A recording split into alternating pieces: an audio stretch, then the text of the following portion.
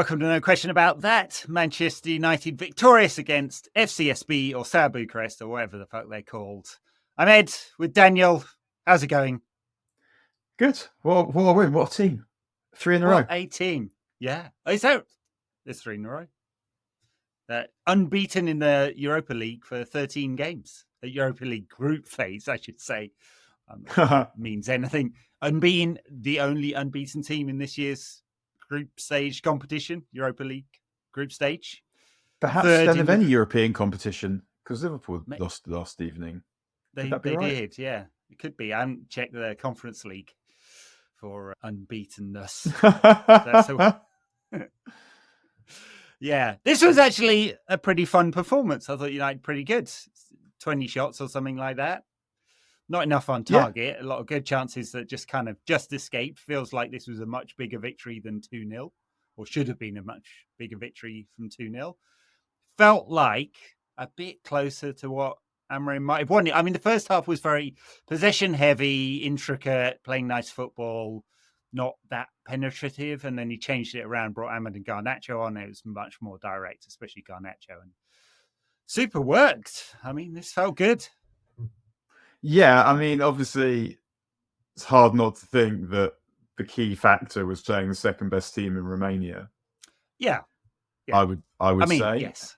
And also under no real pressure, also helpful. So there is that, but yeah, there were some good bits. I mean, you can't say that there weren't. The question is the ability to repeat it against better teams and do it in every game. But I think that, I mean, it was funny because right early on, there's a point where Højlund's first touch is to skew a pass back to Bayern, and I'm just thinking, oh, surely not. Yeah. But I think we've been talking about playing Mainoo as one of the 10s for a few weeks now, and we won't work in every game, but it doesn't have to, because if you've got him and Bruno, then you can change 4 games and you can change within games. It just gives you, to me, it just gives you flexibility. And one will start somewhere, one will start somewhere else. But it felt like this was the kind of game that Bruno could sort of control, because he's so much better than every player on their team, really most of the players on our team as well. So it's a kind of game where playing him deeper is likely to work, where you're much better than the opposition. Then he can control it, come forward when he wants to.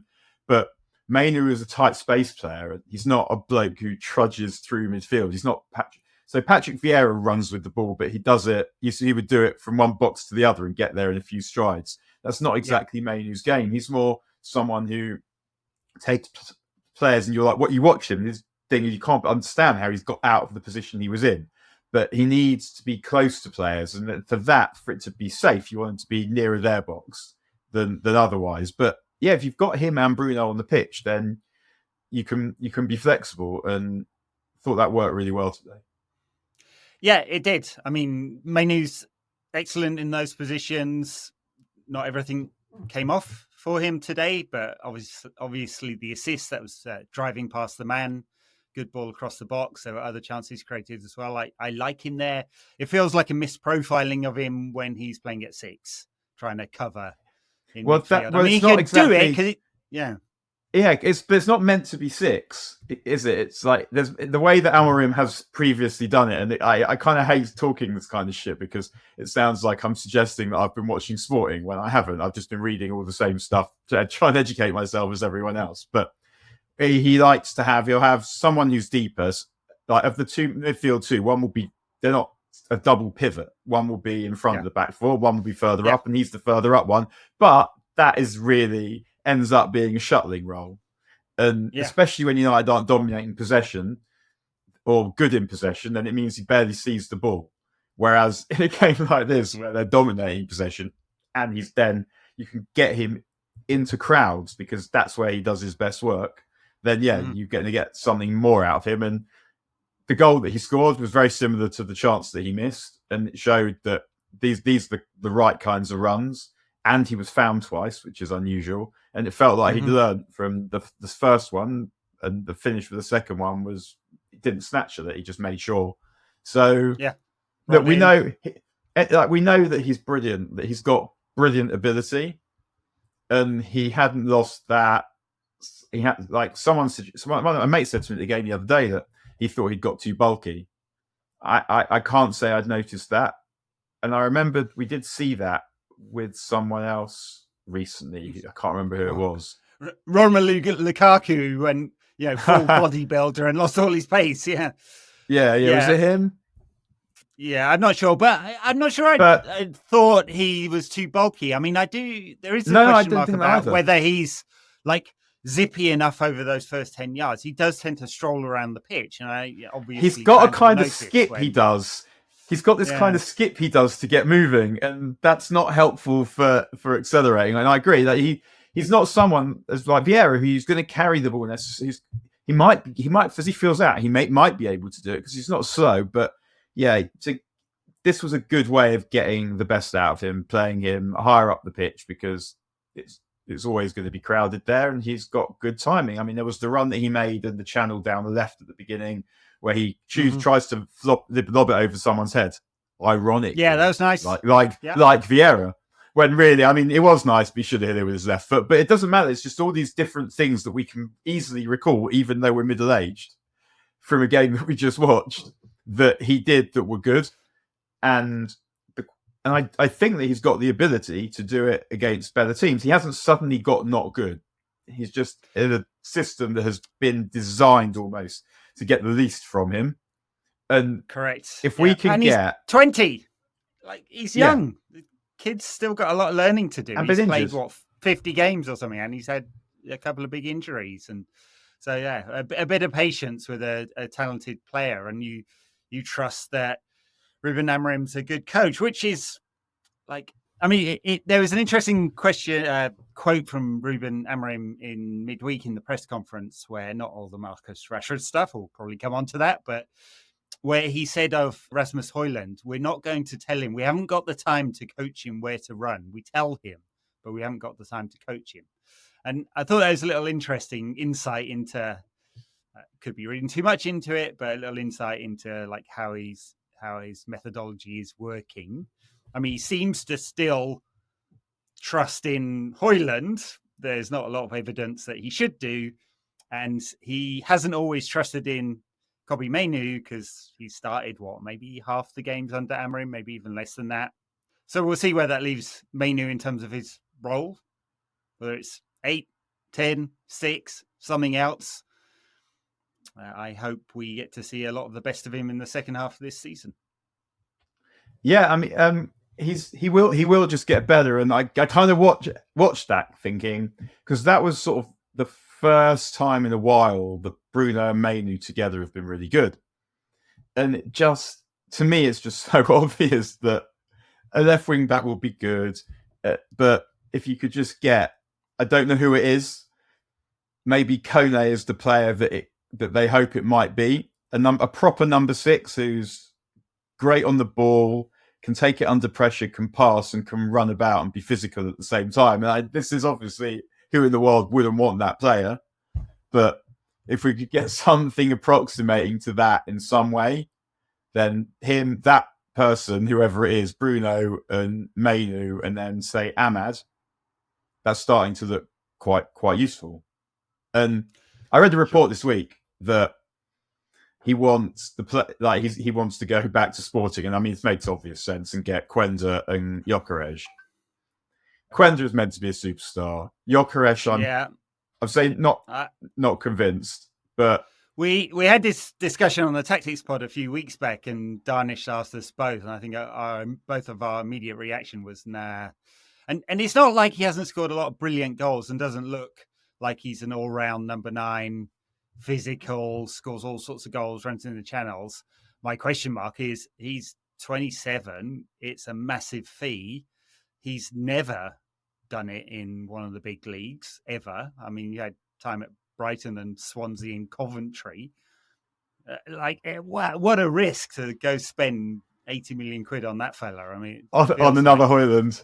Basically, I agree. I mean, they do need to get a centre forward. I guess the 2 centre forwards they've got are inexperienced, so if you were buying a centre forward, it would make sense to buy someone who was a bit older, who you thought you'd be able to just rely on and score goals. So yeah, I don't it'd only happen if they could get rid of one. Yeah, I don't know if he's good enough. Quenda, the way what I've seen of him and just the way people speak of him, feels like that would be someone that was who I expected him to go and get from there. I hoped that he would make Højlund into a player so that we didn't need to go and get another one. It feels now that Højlund requires more work than I probably thought he did a season ago. And what you said about Amorim and what you said about they haven't got time to do the runs with him.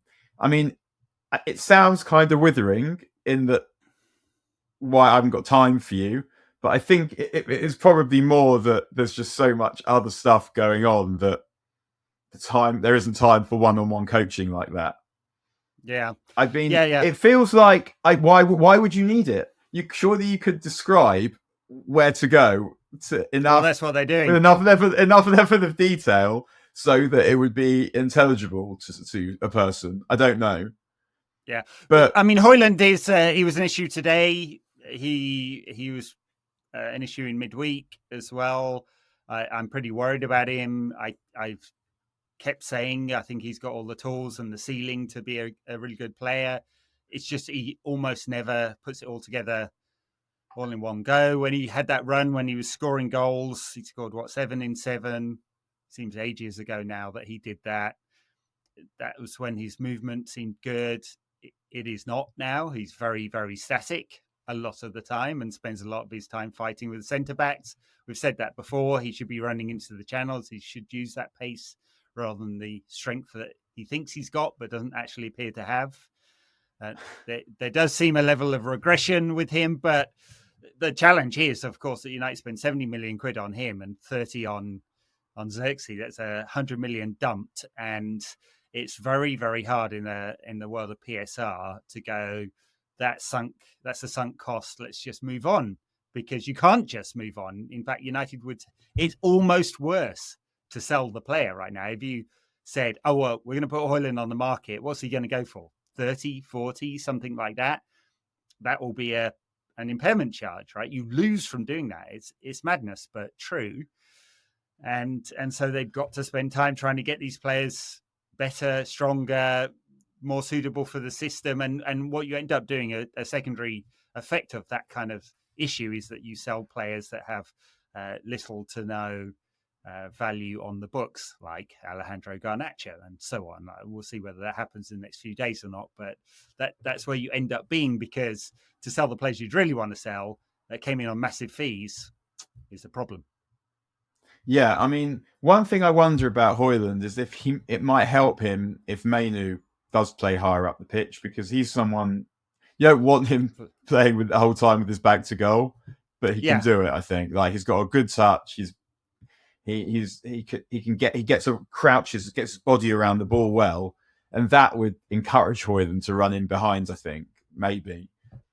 This is one of the reasons I was saying I thought that Gyökeres, I thought he was 26, but maybe he's had a birthday since I looked. Happy birthday, mate. Maybe he's 26 until he's 27. So exactly. So if in theory, if you have him and he stays fit, which I guess most people do, really, then you don't need as much out of Højlund, and you can bring him along. You can bring him on in slowly if you need to. So. Yeah, I mean, I'm sure that we are going to sign a centre forward. If it wasn't him, who would it be?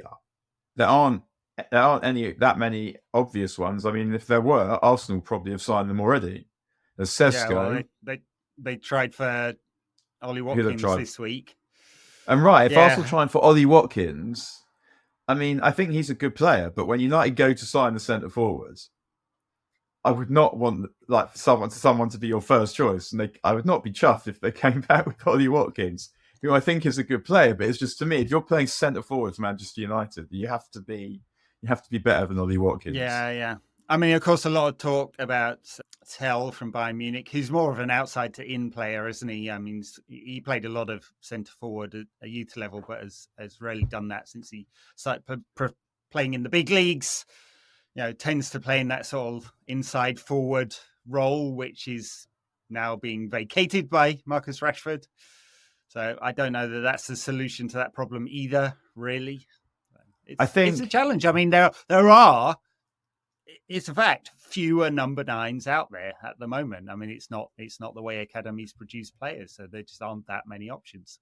It seems to be a product of coaching, doesn't it? That I think, and probably a product of also formation, in the sense that there's only one centre forward position in a team, whereas if you're an inside forward, then you offer kind of more options. And so it's probably that, along with the way that skills are taught, that mean the way that skills, small-sided games, and fewer crosses, just all the fewer of everything, that means that you're producing homogenous players, which means that most teams play the same way, which I think means that at the top end of the game, the level is lower, but from the middle down, the level's never been higher.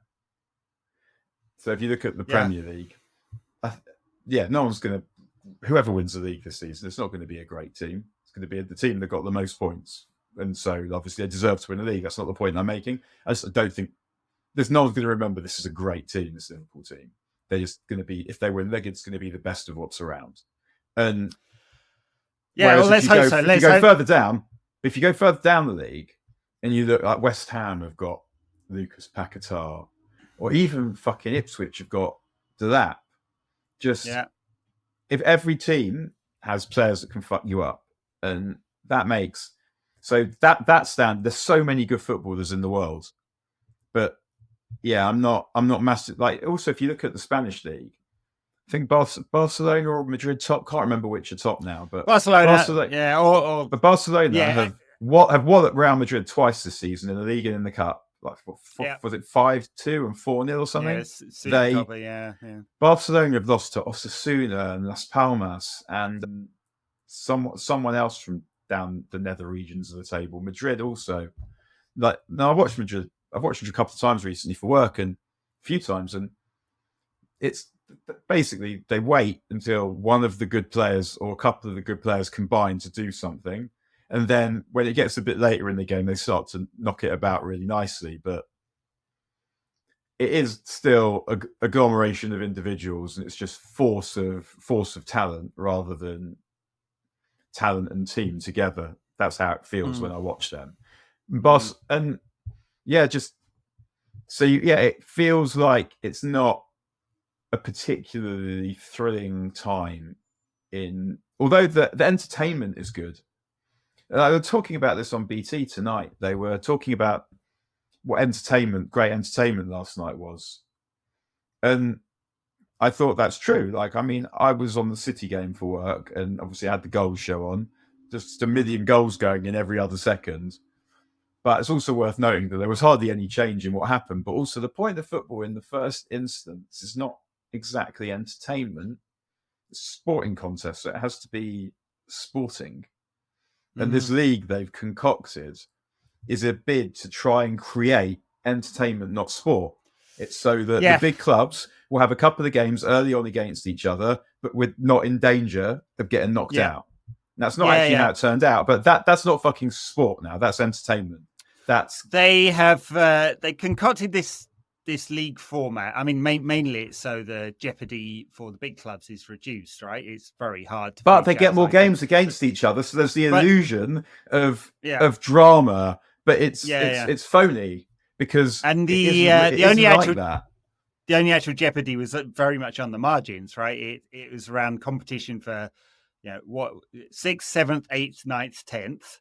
And it just so happens that City 22nd, 23rd, 24th, 25th, so and it just happens like next year, like City, if they're in this competition, won't be in that position.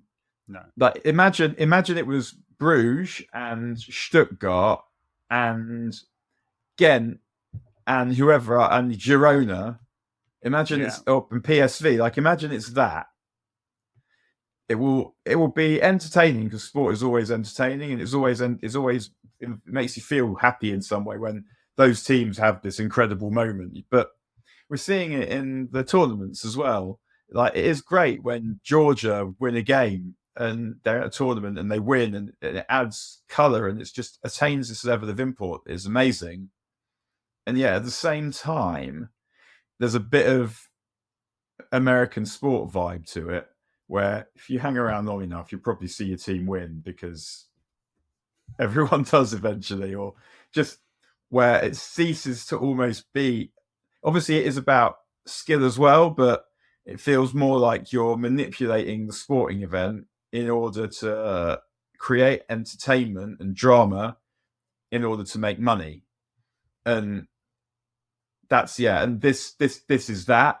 But it also felt like that because the system is now artificial. Previously, like the Champions League is obviously artificial, but once you start letting in the second and the third and the fourth best teams in the league, obviously the standard's going to go through the roof, because previously you had way fewer teams, so fewer hard games, and also you were playing against the team that was the best in their league the previous season. What if they're doing a Leeds or a City or whatever?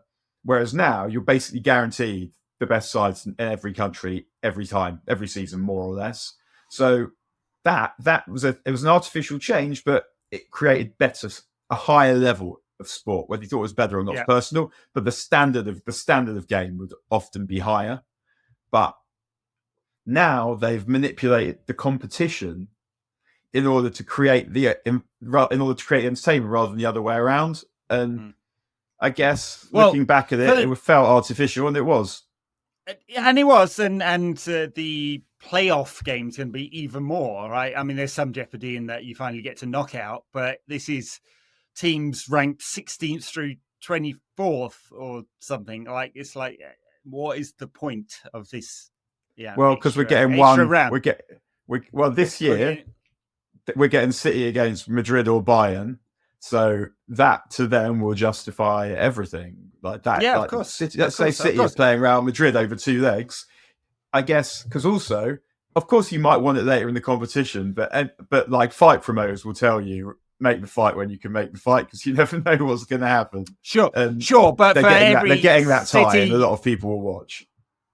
For every City Madrid game, or whatever it's going to be in this knockout, you're going to have a Genk versus Osasuna, or I'm just making that up, right? There's an awful lot of dross in this, and I guess the worry is that the big clubs will go, hey, look, awful lot of dross in this. Wouldn't it be better if these shitty little clubs weren't even in here anyway? And this feels like Super League light as a result, and the calls for Super League will come back once again. Well, anyway, to bring it back to Ian. Sorry, it's in lieu of the Super League, isn't it? Because the point of the Super League was the big clubs playing each other all the time for TV audiences, and that this format is to guarantee every big club a few of those games. And and it's that. So obviously it's politics as well, that it's UEFA trying to look after themselves, and maybe it is better to do this, because what's the alternative? If the alternative is something run by the clubs, then it really is fucked, because just look who the clubs are. All right. Well, back to United, the third in the league, and it's seeded. And I think I incorrectly said on a previous pod that it is seeded in the next round, but that you couldn't play teams you've already played, and you couldn't play teams in your own country. You can, in fact, play teams you've already played and teams in your country, but it looks like we'll get one of Real Sociedad, Midtjylland, someone else who I've completely forgotten already. So like a winnable last 16 game, whoever comes through these playoffs. We should be winning this. I mean, Lazio obviously playing well, but we are good enough to win this competition. We should be good enough to win this competition. And it felt today that even though it was against the second best team in Romania, they were doing more of the right things. The balance in the team looked a bit better, because generally I think my problem with this team is that they struggle to balance composure and patience with speed and risk. And what we saw in this game was we saw some combination play. We saw it actually a bit at the end of Fulham. Like the best bit of football we played against Fulham was when we were trying to close out the game and they were just knocking it about and they were doing it with a bit of tempo and it felt more like they'd created a rondo situation, which they're not very good at doing. And we saw a bit more of that today. And there was, I mean, the balance won't be like that in the league because we're not going to have, like Ahmad won't play at wing back that often. I mean, we're getting Dorgus, I guess. So maybe if you get someone who can defend, maybe it'd be easier to have Ahmad on the other side. But it was a successful evening. You've got runs in behind by Mainoo. Yeah. You've got third man runs from Mainoo. You've even got a couple of runs in behind from Højlund. So it was. I think I'll take a lot away from this game that's positive, for sure. I mean, playing shit, but away from home in Europe, United, in fact, not that many victories in recent years. And so this is one to add to the tally. There's lots of positives to take away. United are in good position in this tournament, should be heading through to the quarterfinals, whoever we play next, because they're not particularly good. We'll do some deeper analysis of that later, but positive evening all round. I think that's fair enough. Yeah, I tell you, so also a couple of times it felt like sorry, I thought you finished. It felt like the goal was coming when it came. And that I tend to think is a good sign where you can see when you feel like we're going to score here. Like even in the first half, I felt like we made 2 or 3. We didn't play that well, played a bit slow, not enough risk, blah blah blah. But we made 2 or 3 good chances to score. Whereas usually we'll make a few good situations where if you get the next bit right, you might get a chance to score. And it doesn't work from that. So I felt like we were going to score. And when we did score, it felt like there was a build. There was an increase. That's sort of how teams do it usually. An increase pressure build. We created chances. Then you get a goal, and then you keep at it, and then you get another goal, and then we're still trying to score at the end. And it felt obviously it was against not a good team. And earlier in the season, we scored 7 goals against Barnsley, I believe. So, but it also felt like there was just a good balance to that team. And it might not work in all the games, but with Bruno and Mainoo, as I kept saying, it gives you that flexibility. And so I think they should be able to work that out. And this was the closest they've come to doing it. But they're probably going to need a different player than Ugarte. They're going to need a player that isn't Ugarte to make it really work. If it wasn't for Garnacho hitting his first touch against the post and then skewing one wide of the post and then Mainoo missing his first chance and then Bruno missing a good chance and then Højlund not jumping for a header when he was 5 yards out and a whole bunch of what if situations, but it could have been a really big score tonight. And I think we should take something away from that, which is positive. The negative is United are pretty inefficient with their finishing still. All right. There's a few days left in the transfer market, a few moving pieces. So which players do you want to do in turn? There's the Garnacho, Napoli or Chelsea. Napoli seems dead because they won't stump up more cash. Chelsea, presumably they can sell a hotel or something in order to afford this.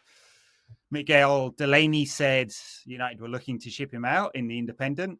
I mean, that was more definitive than most reports. It would seem mad based on tonight's performance. I mean, that was some of the best of Garnacho tonight.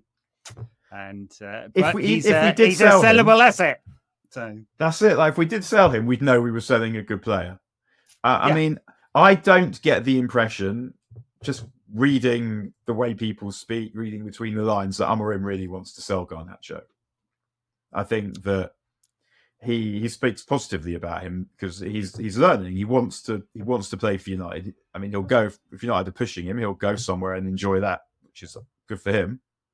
But it feels like he's listening. He got dropped, he got left out, and he's back and he starts always off the bench in most of the games.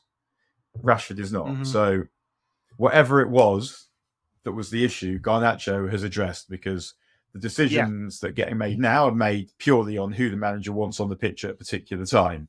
I mean, I think I like he's got a bit of attitude. Don't enjoy all of it, but it contributes to what I think is like a good level of footballing aggression and presence on the pitch. He's someone we don't have anyone else like in the squad. And at the very worst, he's a very effective substitute who you can bring on in a big game. You can start a big game if you had to rely on him, and he could make it work. So I don't really want to sell him. Do I think that him, and I guess Ahmad for that matter, am I sure that those two are good enough to be starting players in a team that contests the big pots? I don't know. Yeah, I'm a maybe on that, and it's because of that if I knew I was getting someone brilliant, would I sell Garnacho to get the person who was brilliant? Yeah, maybe. Even though I still wouldn't want to, because I still want him in my squad. So Tell appears to be what they would do if he went. I haven't seen in Tell someone who I think, yeah, I'd love to have you. Still a raw player. I mean, you're not buying an upgrade, a definitive upgrade. Not definitive, but you might. Yeah.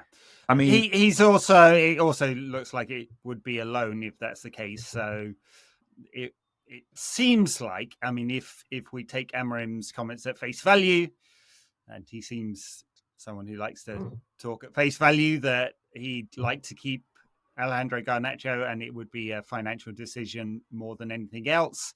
Or let's say, I don't think that the club are going to force him to sell players he doesn't want to sell, but if he wants to bring players in, this is an asset they can sell, and that may well be the direction of travel.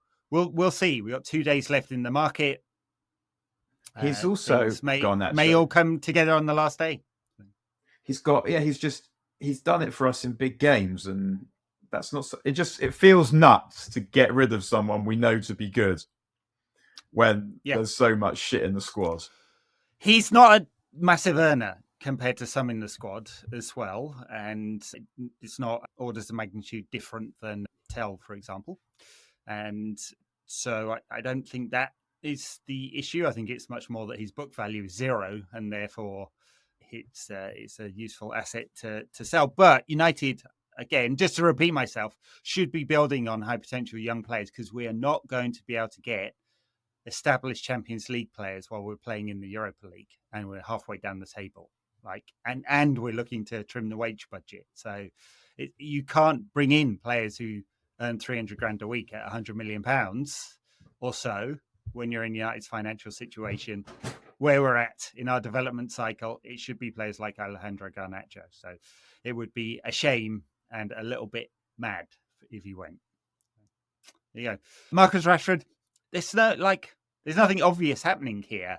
I hope it does happen, because both for him, especially for him, whatever you think, every time I say something like that, I'll get a bunch of comments down below going, well, you're just a Rashford stan. But it's no good him sitting the next 6 months out on the bench or whatever, or not even on the bench, in the stands.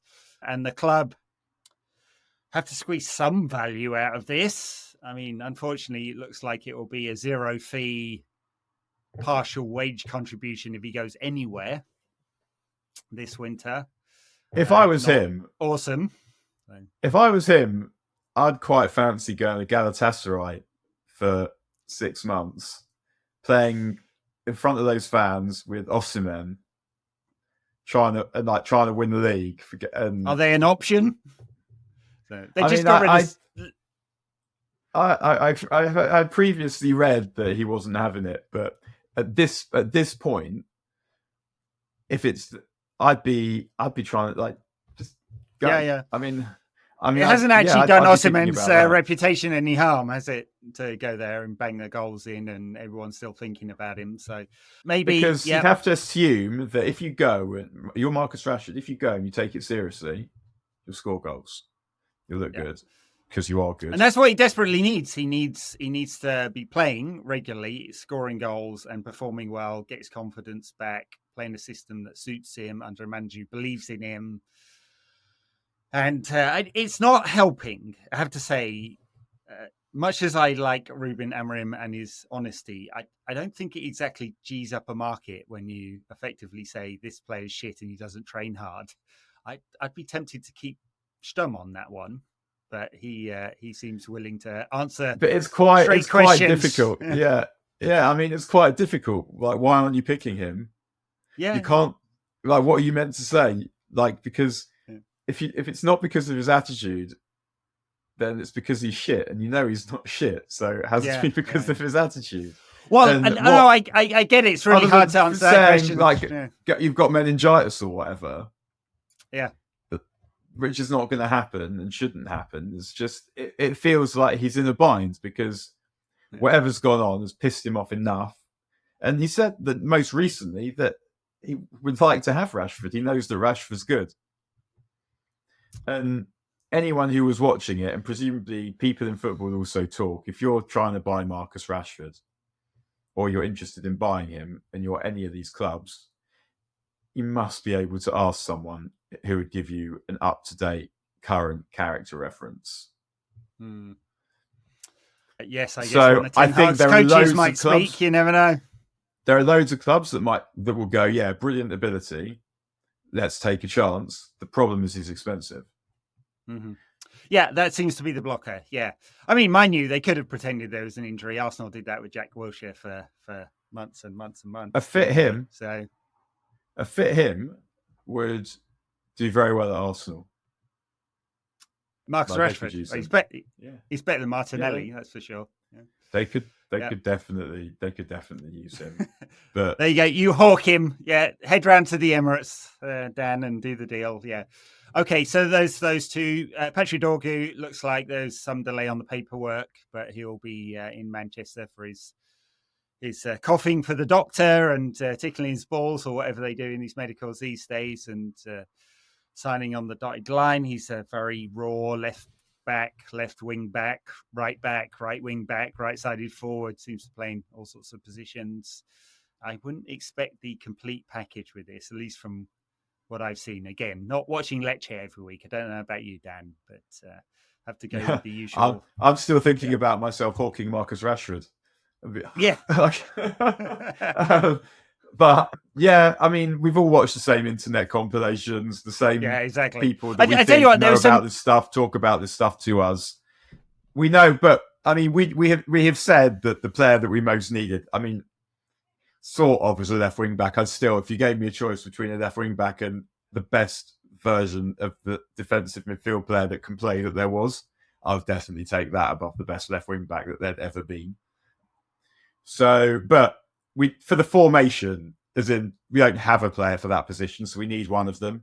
He seems to be. He's got a good upside.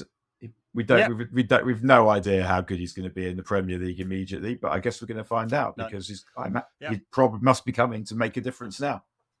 Yeah, and what they've done is because they've bought Diego Leon as well, right?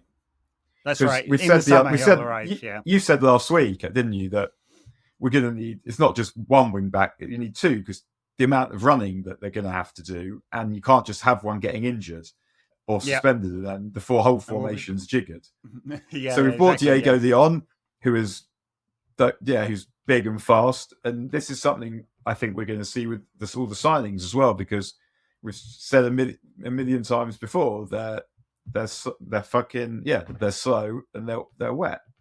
Yeah, a lot of physical players will come in, I'm sure, and it looks lots of young physical players who'll work hard and hungry and on lower wages and a reasonable fee. I think is what they're going to do. Malacia, in a similar theme, may go out on loan. He certainly needs a club at the moment. And Luke Shaw is back, of course. Yes, well, there are times. Take that whatever way you want. Yeah. There's times we've all felt like that with him. Yeah, just put him out of his misery. I mean, all of them. And I think that's it on potential moves. So we're looking at what happens with Malacia, Dorgu. I'll tell you what with Dorgu. He was someone who I'd heard of. Dorgu was someone I'd heard of as being good before he was linked with United. So I guess that was kind of somehow gratifying. Quite like Lecce's kit. Very much like Manchester Rovers. And, very much is. Yeah. just someone who can run up and down. The fact that he can play all these positions and has done in Serie A as well makes me think he must be quite a good footballer and good football intelligence. Because I guess when I think about that thing, the player that I think about is Saka, who broke through at left back, plays right wing. And I think if Arsenal had signed Rafinha, he would have played in midfield. The idea was that it would have been Odegaard, Rice, and him. Had they signed Rice yet? But when they signed Rafinha, that Rafinha would have played on the right, and Saka would have played in midfield. And so that the football intelligence to play all these positions to me is a bonus. Now he's going to have to nail down the position, but obviously it's useful that he can play both sides because sometimes you might want him against a particular opponent, or you might have an injury or whatever. So if he's good, it's an absolutely great signing. And if he isn't, it's another stinker. I mean, here we are. At least he's not too expensive and fairly young, so they may well be able to ship So him we can out. hate him for a long time. Yeah. Is it well? Yeah. Hopefully that it had been reported previously that the plan was to give players 2 years to make it work. Not the 6, 7, 8, or 10 that was under the previous regime. We'll see whether that's true or not. Okay, before we go, Palace at the weekend. Total mixed bag of results from Palace. They actually had quite a good run recently and then lost to Brentford at the weekend. Kind of brought to an end. I think it was 5 matches unbeaten with some good wins in there. Yeah, it's the Palace at home is the kind of game that we need to start really dominating and winning. I mean, obviously we'll take any win at this point in human history, but it's that those kind of home games where you should win by a couple of goals, even though they have good players. They do have some good players, and it's an interesting, like some of their better players. Obviously, Elise went. Eze's not having the best season, and Ketia, they've worked out, is shit. He was always going to be shit. He is shit. I don't know why everyone loved him so much. So he's one of those players in Ketia that is useful in a good team because he knows where the goal is and he can finish. He's not good enough to be a regular number 9, probably in any Premier League team necessarily. But as a substitute, specialist role, someone who knows where the goal is and knows where the ball's going to drop and has good anticipation and can apply all sorts of finishes, he's quite useful to have, I would say. But and that's what Arsenal wanted. Arsenal wanted to keep him for exactly that, and he wanted to be a regular starter. Now he's sitting on the bench at Palace because Mateta actually scores goals. The other one is Ismail Sarr, who's having a really good season. He's lessened the blow of losing Elise, I guess. And then the other interesting one is Adam Wharton, who, we've bigged up over and over again, and he can't get in the team at the moment. So when I was, I can't remember if I said this at the time, but a player I know, like via player in the England squad who said that Wharton is the player. Mainoo's good, but Wharton's the player that everyone's going to be going back to their manager and saying, you've got to get him. So not sure what's happened. I haven't seen loads of Palace, but I guess it wouldn't matter because I would be watching him. I don't know why that's the case. Maybe new manager doesn't fancy him, doesn't fit the formation, but he's also changed the formation, hasn't he? He's gone with 3 at the back recently. But if you're any midfield player should be able to fit in a 3. I would say that if you can't fit in a 3, then you're not a midfield player. But also the amount of space United have tended to allow in midfield is the kind of space that I think Eze would like, especially on the big pitch. But maybe we're closer to finding the balance. I wouldn't. Yeah, I mean, I don't know what we'll do in that game. I guess I'd be trying to think maybe. It'll be maybe Mainoo and Ahmad, and then Bruno and Ugarte, something like that. And something like that. I mean, they'll see how fresh they are after another Thursday night game. We've had a few flat ones after these trips, so they'll get back at like 2 a.m, something like that, maybe even later. So no training on Friday or a very light session on Saturday and straight into the game. It's not ideal, but see who's fit. Ugarte, he's probably come back into the team, I'd imagine. Ahmad didn't start this one. Imagine he'll start at the weekend. Do they swap the forward around again? Garnacho only played funny how... And I was watching it before the game. I was thinking, when I saw the team, it's just yet another United manager that will not drop Bruno Fernandes for any game of football and not leave him out, because ultimately, and it's just I'm not. I don't feel like I'm setting up a straw man here. Like, I see it still all the time, and not as much as there was like a period where people were just like, I'd be better without him. There was the people that thought Donny van de Beek was better, but all these different managers will not ever happen once with Ralph, and it never happened again. Yep. Yeah. They can't bring themselves to not pick him because they know that without him, it's a state. I've tried engaging with people. I just find it so odd, and I know what you mean about setting up a straw man. But there. I mean, it's a very large fan base, and it's very online, and so therefore you get all sorts of wild opinions. And I find that community of people who want Bruno gone to be totally weird. Now, push it 2 years down the line when he's a bit older, maybe injuries start creeping in. He's got a lot of miles on the clock. He's played a lot of football. Maybe the form tails off. Then we can have a conversation about it 2 or 3 years down the line. For now, tell me a player in world football that would guarantee a better result that United could reasonably put into the team, because I'm quite certain there isn't one that we could reasonably buy and reasonably put in the team that would be better. So that's why he plays all the time. He will.